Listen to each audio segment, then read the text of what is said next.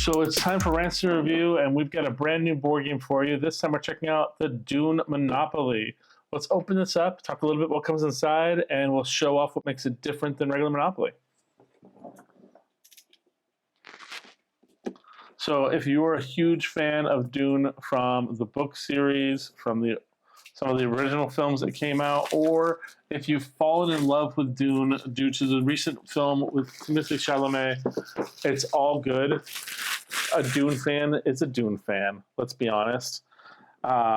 So this would be great for pretty much anybody who likes any part of the series. So we got our traditional Monopoly tray that they've been recently using a lot of. This is like their kind of form factor container designed for carrying more than you probably even need normally. Has a Monopoly in there. And then we actually have some specialty tokens for this version of Monopoly. So you don't get your top hat, your boot, and all that. No, you get your Crysknife.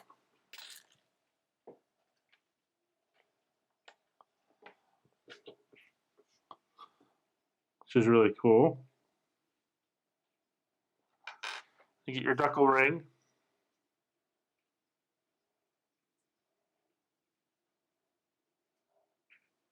If you had a tiny enough hand, maybe you could actually wear it. You get your maker hooks for holding onto your sandworms. You got an Ornithopter.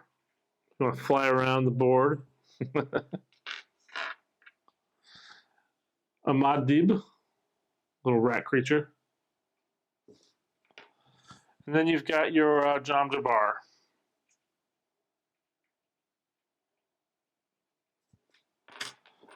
So these are really cool tokens, and in the box you can just store them in these little trays.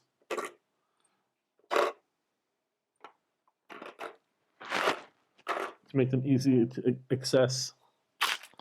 Then of course you've got your hotels and houses.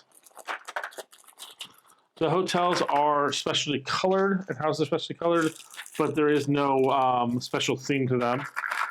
Just silver for the houses and gold for the hotels. So cool coloring, but nothing special there. Dice, nothing special. Then you actually have a dice spot here.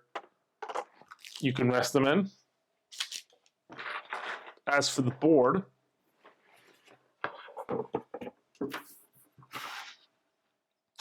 board is Dune themed. You get your sandworm, some main characters. All over the board, you have characters from the film. Paul Atreides, Duke Leto Atreides, Lady Jessica. So you got some really cool characters on the board. You also have things like the Suk Medical School, the Mentat School, as well. You have Atreides troops. Instead of things like taxes or pay like 50, you've got bounty, pay 200.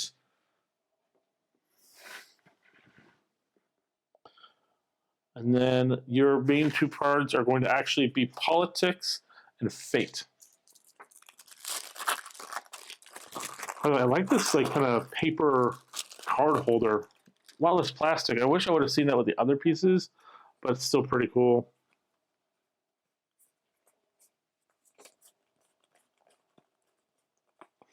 So here's your politics, and here's your fates deck, and then you have your property decks. So you got your vehicle decks, like the train decks, which are going to be the spotter, carry-all, frigate, the harvester, and then you have your property cards that are a lot of the characters and organizations from the film. So let's look at a couple fate cards. Fate. Seek out the nearest spice bed in the deep desert. Advance to the nearest of the 4 spice trade properties on the game board. If unowned, you may buy it from the bank.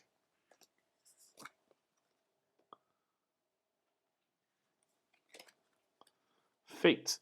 Deadly toxin sips past your snoopers. The air to your house has been poisoned. Advance immediately to the Sook Medical School to be cured at all.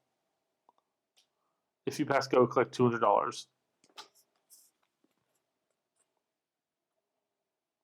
Advance to the nearest Highliner or Imperial Transport. If unknown, you may purchase it at the next on the next Highliner from the Guild Bank. Possible sandworm activity in your area. Set up spotter. Advance to spotter, which is right here. If you pass go, collect $200, or 200 of the currency of the game. So that's cool for Fate. Let's see what we have for politics. Politics. The Duke of your major house is welcomed under the Lysandra High Court Council, earning a powerful ally. You may call it a favor and a get out of jail card. Spice smugglers attack your spice hoard. Pay 50. In a moment of weakness, a friend shares a precious secret with great implications to the Lestrade. The Jumanagar will pay greatly for such knowledge to share what you know. Collect 100. I know I'm butchering these words. I apologize. You are too water fat. You lose respect of the freeman. Pay 100. Oh ho ho.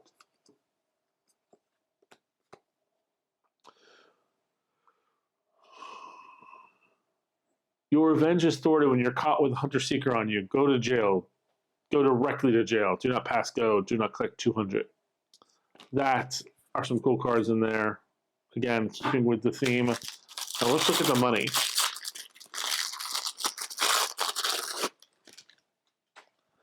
Okay, so that's some really cool art there. You've got the sandworm on the 5.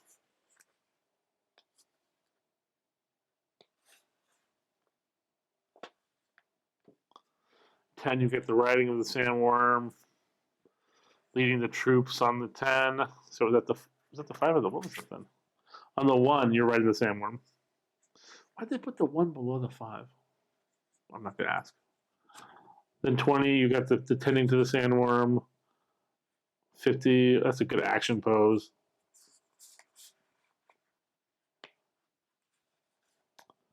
100, we got our main hero, his father. Really cool, really cool. And like I said, this tray is designed specifically to hold the money. So if you wanted to separate these out,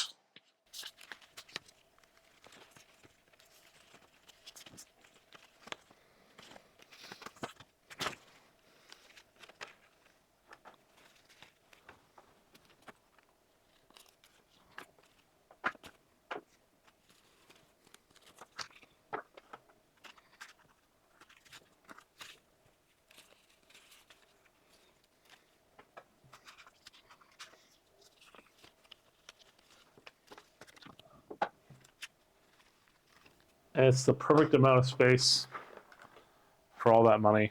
It's just perfect. Unfortunately, the cards don't have a spot that they just easily rest. So you got to just leave them in here. But yeah. You will, though, however, want to put these away to properly fold up the container into here. Or actually, I guess you could, when the game's in transit, you could leave those cards in there, like that. And then be able to easily fold up the board. See here. Oh, that's good.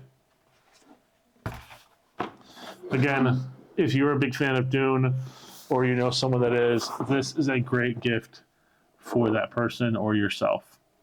Hopefully you guys like this one. Hope you have a good Friday. We will see you guys next week.